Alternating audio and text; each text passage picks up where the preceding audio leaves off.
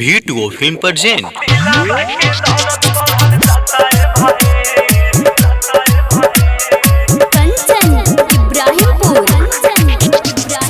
जहिया से सुनानी होता सगाई, जहिया से सुनानी होता सगाई, दिलवा के दर्द बढ़ल जाता है भाई। पगली के बिना हमसे न रहाई, उ पगली के बिना हमसे न रहाई, दिलवा के दर्द बढ़ल जाता है भाई। जहिया से सुनानी होता सगाई,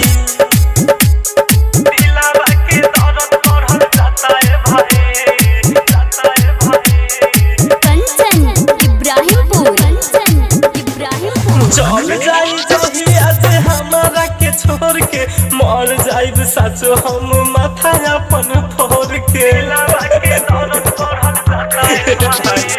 चल जाई जहिया से हमारा के छोड़ के, मर जाइब साचो हम माथा अपन फोड़ के। याद उ पगली के बारा रोवाई, याद उ पगली के बारा रोवाई, दिलवा के दर्द बढ़ल जाता है भाई। जहिया से सुनानी होता सगाई, जहिया से सुनानी होता सगाई, दिलवा के दर्द बढ़ल जाता है भाई। जहिया से सुनानी होता सगाई,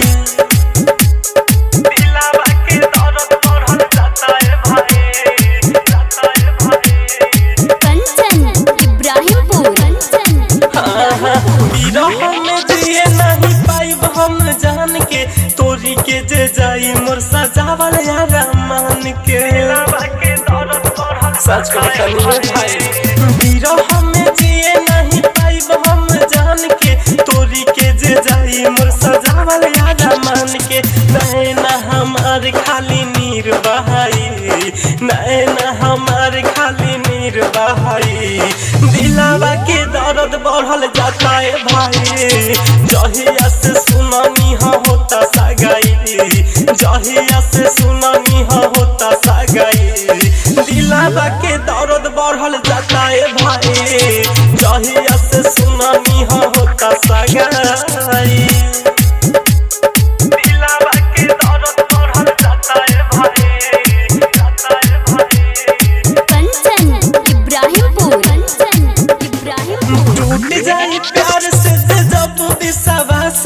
माहुर खा के सूत जाई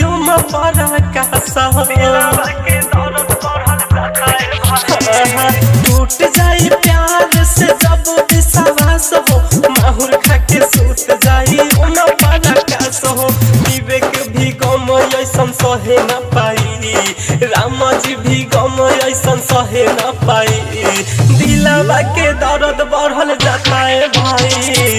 जहिया से सुनानी होता सगाई, जहिया से सुनानी होता सगाई, दिलवा के दर्द बढ़ल जाता है भाई।